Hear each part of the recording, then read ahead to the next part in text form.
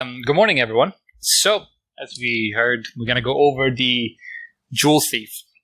So this is a campaign that we've been tracking for the last 9 months. But then also we're going to span back and actually take a look at previous activity and sort of like put together what this actor has been doing. So who am I? So my name is Joakim Kennedy, and I am a threat intelligence manager for the research team within Anomaly. We'll go sort of under the umbrella of Anomaly Threat Research. I love to do research, explore stuff, and when I don't do that, I also like to build stuff, usually tooling around sort of the work that I'm doing, just to sort of kind of itch that itch, or scratch that itch from time to time. So for the agenda, so first we're going to go over a little bit of a quick introduction to who Rocke is. We're not going to actually reveal his identity or their identity, but as far as we know, we're going to go through as much of information we have. And then we're going to sort of look at the activity. And in a way of sort of structuring this, decided to sort of break it up into sort of like a 3 storylines, sort of how they have evolved throughout sort of their career. So to start with, so who is Rocke? It's a Chinese-based threat actor. They have been doing crypto mining for quite some time. They are mainly targeting Linux servers. They sort of started out by scanning the internet and then sort of getting coin miners onto them. They've been active since 2017, coming actually at this point, it's probably about 2 years. They started around sometime in the October frame of 2017. The first sort of activity started to come out around this group. This is actually a partial timeline of some of their activity. It's doesn't include sort of all of the infrastructure and sort of how they've moved through and what using. The sort of main things I want to just give you guys some hints. So this is all sort of like these yellow dots. Those are somewhat of like major somewhat of reports and public reports around them.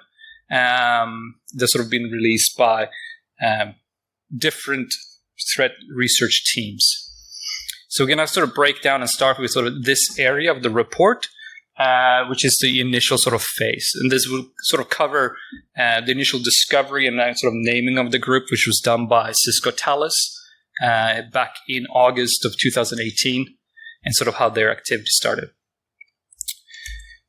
So this activity was announced by or published by Cisco Talos at the end of August 2018. It spans all the way back to late 2017. The group was sort of exploiting a lot of their honeypots. They would scan the internet and drop cryptominers on them. The targeting infrastructure they were doing was Apache Struts, WebLogic, Cold Fusion, and Jenkins. What they would do was they actually get remote code execution, and then it would install a cron job. The cron job would then execute and download a fake JPEG. So it was hosted somewhere else. Essentially, it was just a file that had the JPEG file extension, but it turned out to be a Cryptominer. The places where they actually hosted these mining tools and scripts was first on Gitty, which is a Chinese sort of a GitHub competitor, and then GitHub itself and GitLab. And then later on towards this sort of a period, they shifted off from GitHub and these Git-based hosting providers to actually Hadoop. So they actually spun up their own infrastructure to host this. So some of the sort of functionality of this, so it was initially this cron job would actually pull down bash scripts that would run certain commands. It would uninstall AV products that might have been installed on the server. It used a open source tool called libprocesshider. It's a userland rootkit, it uses the functionality of the LD preload, which is a functionality in Linux that allows you to load a shared object, so a library, every time any application is actually executed. And that's a way of overriding other functions, essentially, so you can sort of patch things. And libprocesshider does this to actually patch libc. So when you're listing processes and things like that, you can actually hook these functions and provide sort of code to hide whatever you want to hide. They also utilize SSH for lateral movement. And this was done through the script. This is a tiny little snippet around it. That's actually at the end. It would actually look for the known hosts and any authorized keys that was stored on the compromised server, and then scan through and just try to essentially execute the same code on there.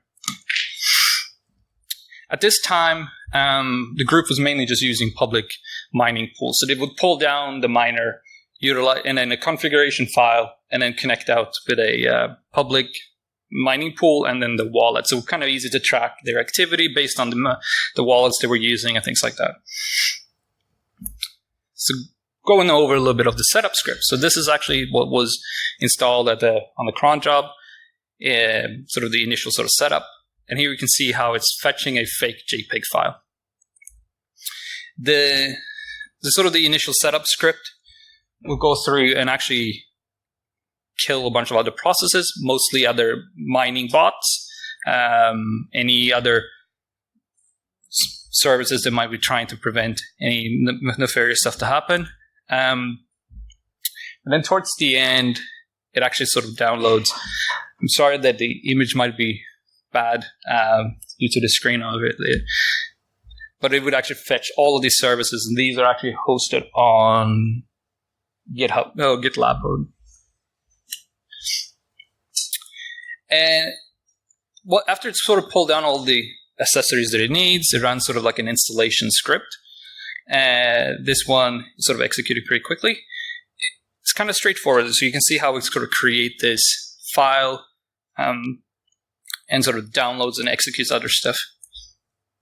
The sort of the update file that was executed, we see here, sort of tracks what is going on, and we see here's where sort of the mining is executed.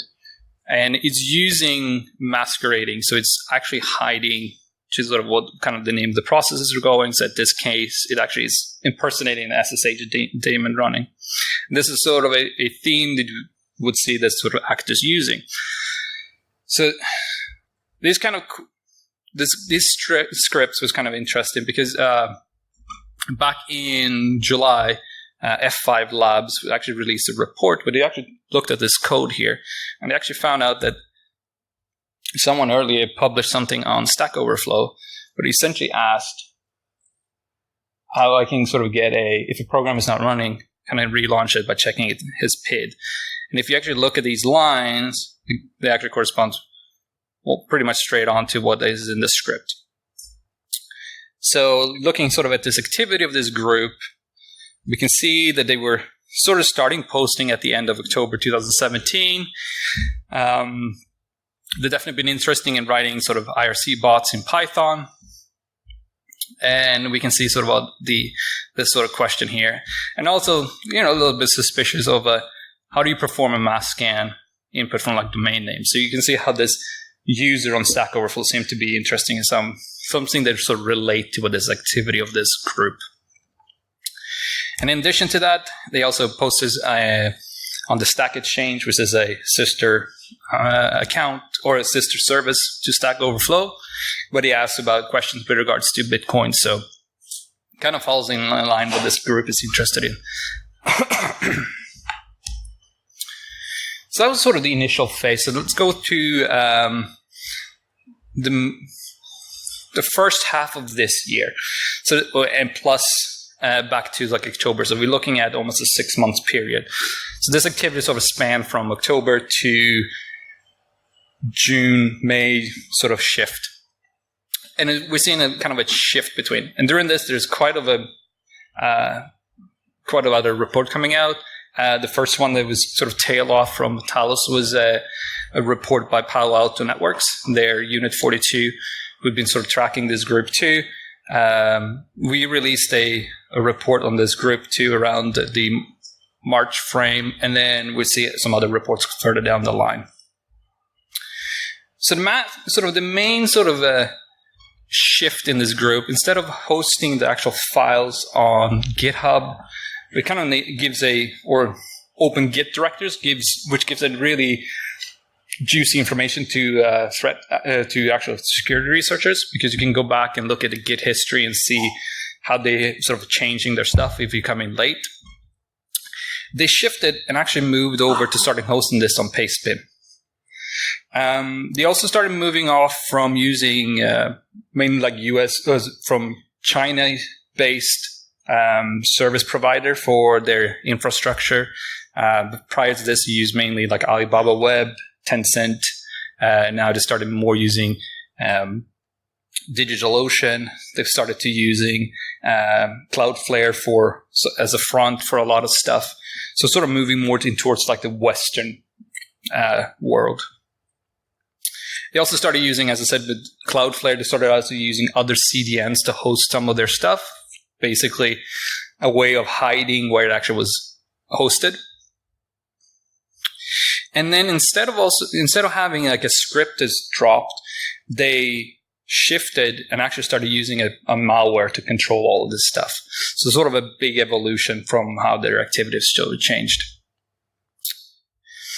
The setup script is kind of very similar to what we've seen prior to this. It will still sort of kill a bunch of processes, remove other malware bots that might be there already. It also had sort of the same thing here where we see the lib processor where it would download lib process hider and install that into the LD preload to do the same hiding. We also see sort of one of the first uses of Python in this area. And also we can see how it's sort of downloading and setting up the cron job for the persistence. The Python code, base64 encoded, but if you decode it, it's pretty much the same as what the shell script is doing using curl and wget. And so it's just a sort of another way of doing it. So it sort of probably serves as a little bit of as a backup in case curl or wget is not installed. It checks, maybe it tries to use Python. We also see the uninstall of AV tools or monitoring tools.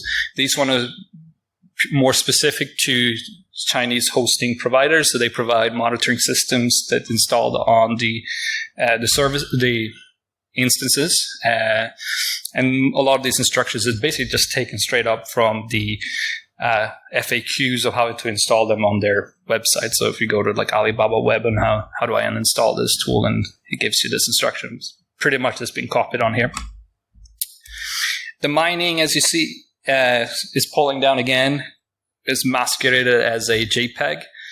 And it also installs it as the file name they started using is kernel thread names, where usually the last character is swapped around.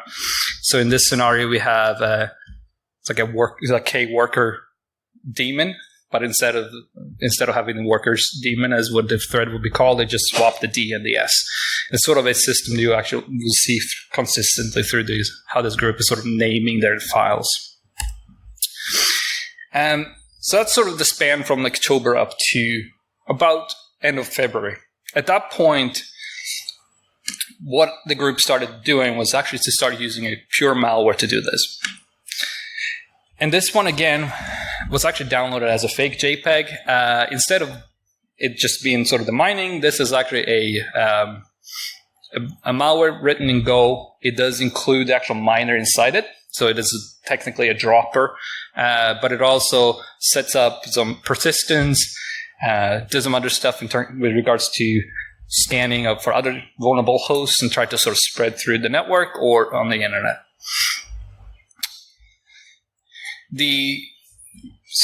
one of the domains where this one was hosted on is the SOCAR domain. It is a website that's controlled by the threat actor.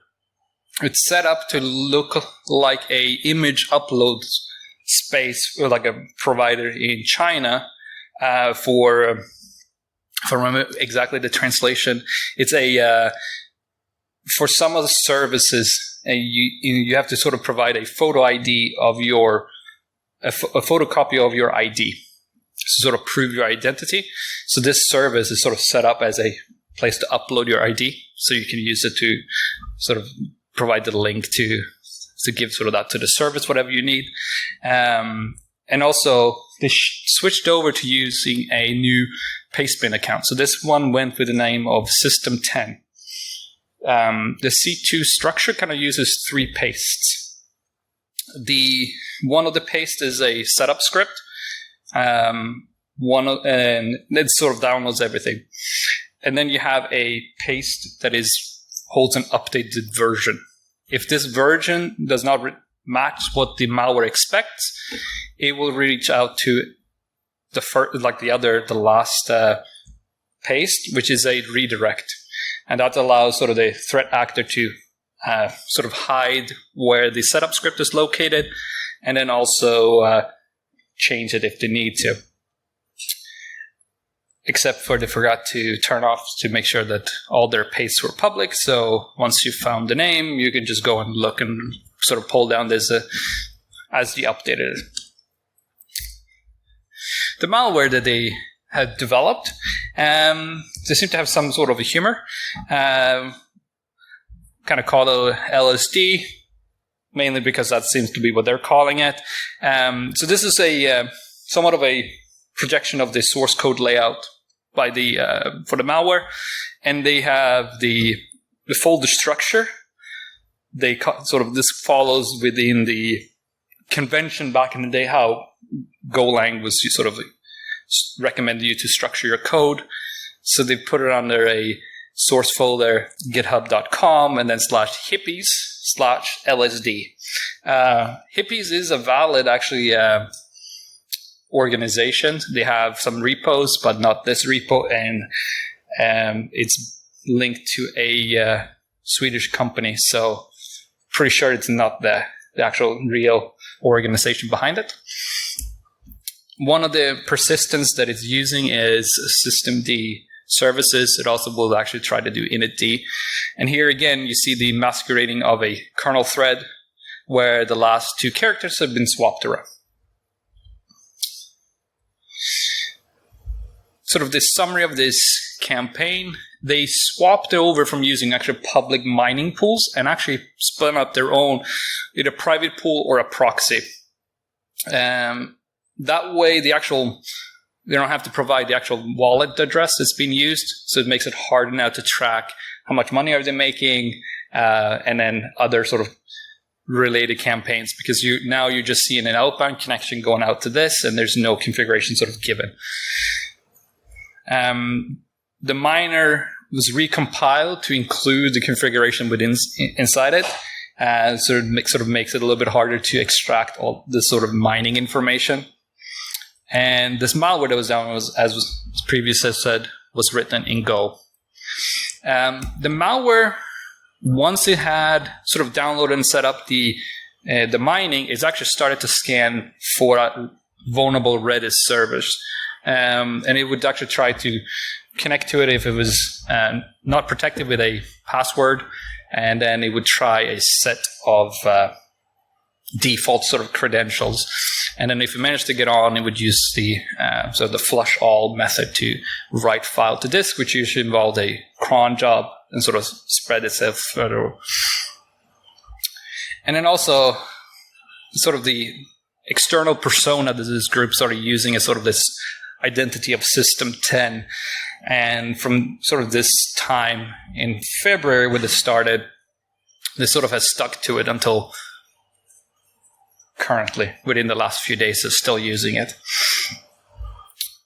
And then, so this was kind of where they were at in the spring of this year. And there was not much more to it until in around April. there's a lot of sort of posts coming up on the Confluence website saying that, my server's been hacked and things like that. And all sort of the cron jobs that they found matches pretty much what this group is doing. So it sort of started another wave. And so this was actually the first post, which is April 10th. And the security vulnerability that they were exploiting was actually disclosed by Confluence on the 20th of March. So that's about, that's pretty quick for a threat actor to sort of take a description of a vulnerability and develop exploit and start actually exploiting it in the wild. The malware did not contain the exploit in it, so this was done by scanning essentially with the infrastructure and then deploying the malware on it, which is sort of the initial behavior that we've seen with this threat actor. They switched from, instead of connecting directly to the IP address of the mining pool, they started connecting to this domain, which sort of follows the Pastebin account. And same place here, it was also dropping this gold malware. And the malware is also updated. So instead of just scanning for Redis, it also started to scan for SSH. And then it also started to scan for Jenkins servers. So the Jenkins part, it would scan the IP space and look for anything that was listening on port 8080. And then if it got a response, is sent for different payloads. So this is sort of a summary of the payloads. They're tracked by at least some of these. There's a lot of chaining in these. It involves a bypass that was disclosed in 2018. And then there is a remote code execution, which is the last bit here, which is using the bypass plus a different version. It's using the a grab annotation functionality in what's the programming language in script? I can't remember what the script language in Jenkins allows. No, it's not Ruby script. It's Groovy. Yes, sorry.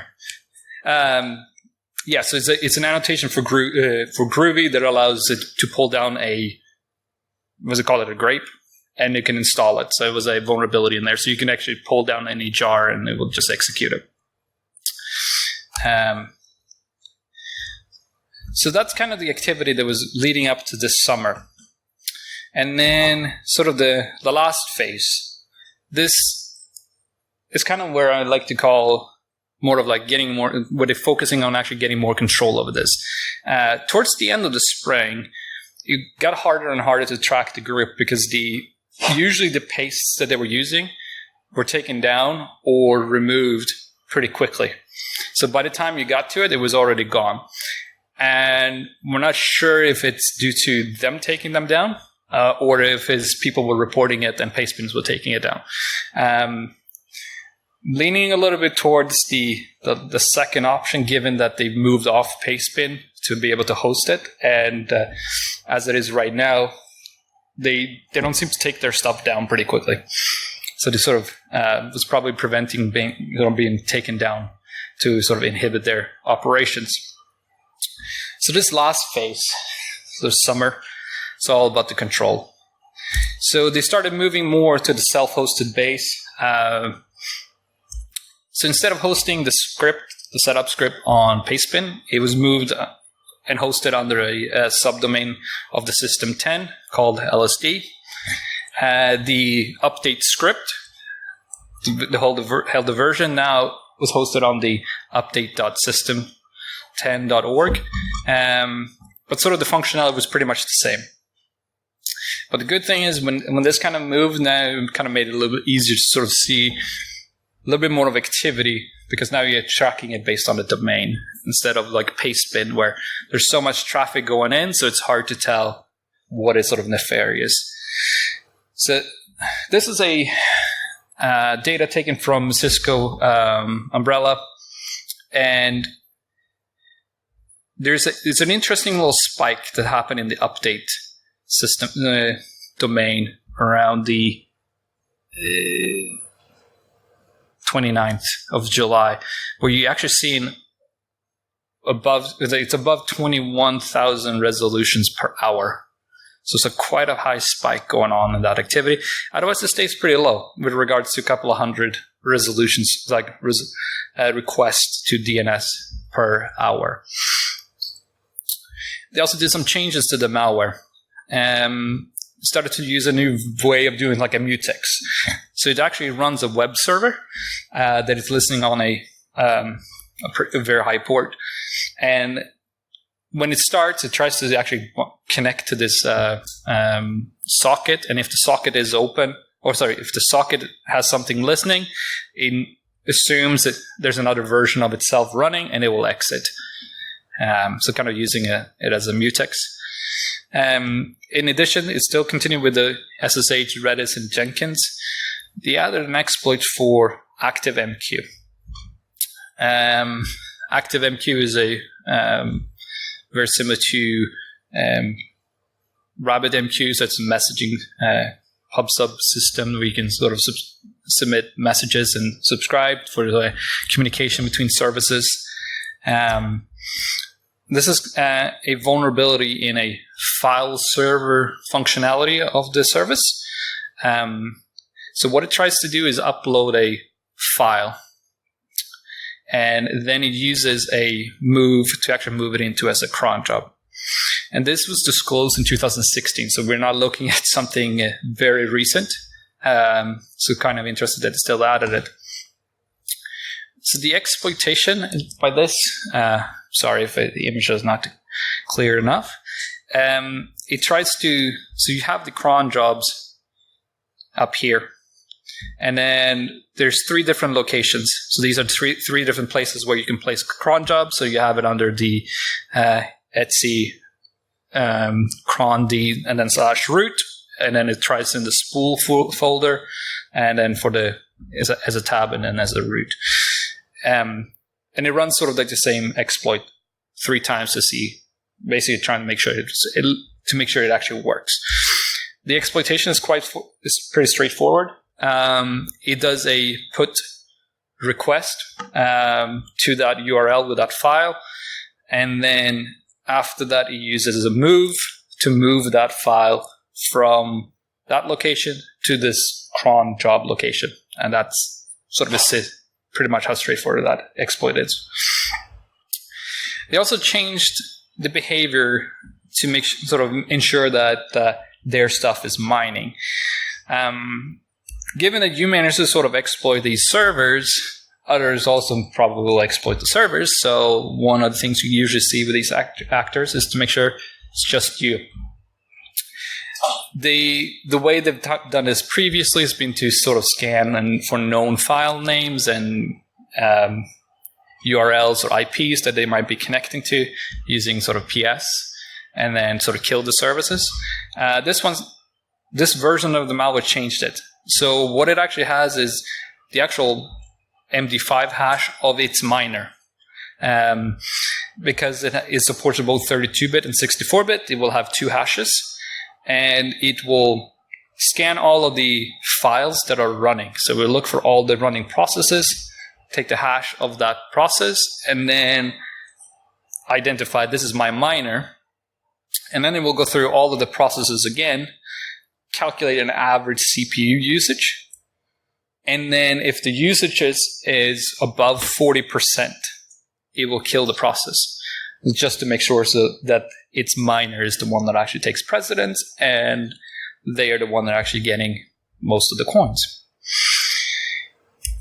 So, just as to summarize this group, so this was it's a Chinese threat actor. They've been active for much 2 years now, and they focus mainly on sort of compromising Linux servers. And we've seen sort of this shift of moving from mainly focusing on Chinese-based infrastructure, targeting Chinese servers and hosting providers, to actually moving in more to the Western area. And they also sort of evolved just using scripts to actually using full-on malware to sort of control their system. And then, so sort of to control and sort of how do I prevent this from happening? Well, pretty much most of the cases, they're using known vulnerabilities and they're using weak credentials. So if you're sort of handling that, you're as immune as you can be against this threat actor. But that's not really the end of the story. So that was sort of the activity up to August, end of mid-September, where sort of prior to when this was actually submitted. In the last few weeks, they actually have changed their C2 infrastructure. So instead of hosting it on this LSD, this System 10 domain, they actually changed and started to host the actual scripting as text records in the DNS name server. So, and they also moved over from the system10.org domain to a more random looking domain. And the data is also encrypted. So it will reach out, fetch down, and get the text record. And then the actual domain record is also used to generate the decryption key, which is then the data blob that returned is encrypted by 128-bit AES, and then sort of does that. If this resolution fails, if it fails by doing the text record, in the case of someone is blocking, for example, if you're blocking these resolutions to go out to the specific domain, it actually goes over DNS over HTTPS. So it actually will connect to Cloudflare and perform the same request out. It's kind of an interesting scenario where you're seeing some new methods that's kind of in the news, because there's been a lot of discussion around if browsers should turn this on by default to use domain DNS over HTTPS. So we're starting to see malware actually utilizing this technology to as a way of bypassing potential blockage, and also to protect sort of and hide their sort of intent. And we can see when this started. So this actually is a new domain that it's using to fetch down and get the update. It started to get some resolution in the mid-September. The activity sort of stayed on, and you can see some spikes around just a few weeks back. So this is mainly October. Now, I had a look actually just last night to see their current activity, and this, in the last few days, they swapped over to start using the actual main domain, so not the subdomain, but the actual to resolve down to the pool. And this happened just about a week ago. And at that time, when it happened, this is from Cisco Umbrella, you started to see around 21,000 resolutions per hour going into this domain. So they're pretty active. It's an interesting way of like seeing how there's a pretty lot of resolutions going on to this domain. One of the latest sort of scripts that's pulled down and been installed. So this one was seemed to have been updated around the 21st to the 22nd of October. They're hosting this malware in 3 places. So there's two Chinese hosting provider, and then it's GitHub. So they started to abuse the way a functionality in GitHub where you can, if you write a document, you can drag in an image into sort of the text editor, and it will take that image and throw it onto S3, and then give like a link to it. And they're sort of misusing this, that GitHub is not properly checking that it is an image file. Seem to be, if you just put the right file extension, it will accept it and it will throw it on there. So another way of sort of hiding their stuff. So this group has been pretty active. So do you guys have any sort of questions around it? What?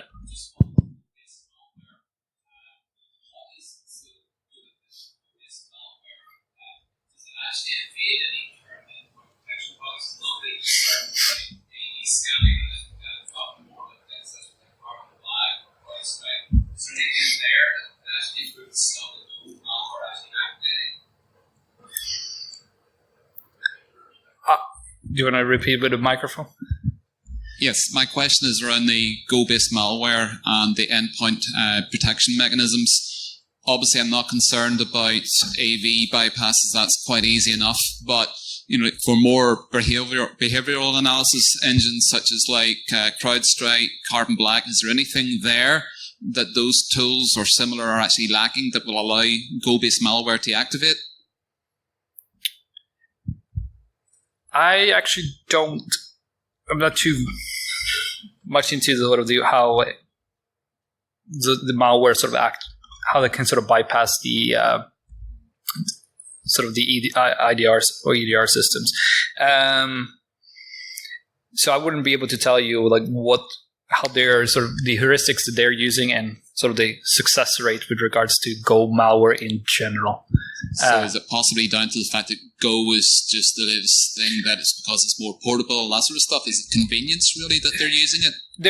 So there's a lot of convenience, but it's also been in general there seemed to be a poor.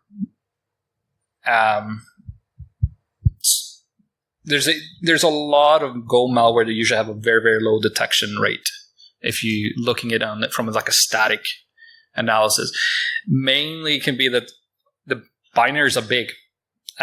So if this one, if I remember correctly, it's probably about 4 to 6 megabyte.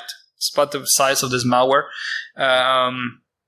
I've seen malwares that's been unpacked 12 megabytes. And in those scenarios, it's not going to usually scan it and the size-wise. So there's a little bit of that going around. And I know there have been some lower-end AV that basically just started flagging all Go binary as malware because,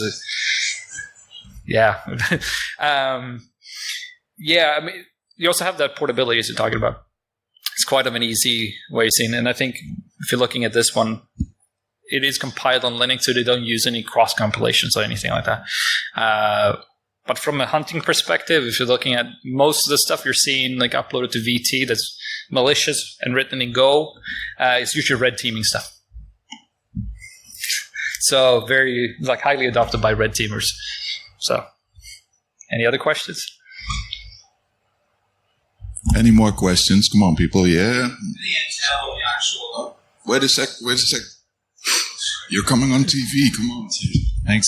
Any intel on the actual currency used, the wallets, the amount of currency harvested, like how financially profitable it's been? Ever since we tracked them, they started to use a proxy. So we have no knowledge of the wallet that it goes into. If you have a contact at DigitalOcean, maybe we can get it. Because that's where they host it. I think I've reported a couple of times, but it's still sitting up there. So, yeah, at this point, you just see the connect. It just has the configuration, just gives the domain and the port. That's it. So that's all. That's where sort of the trail stops. So.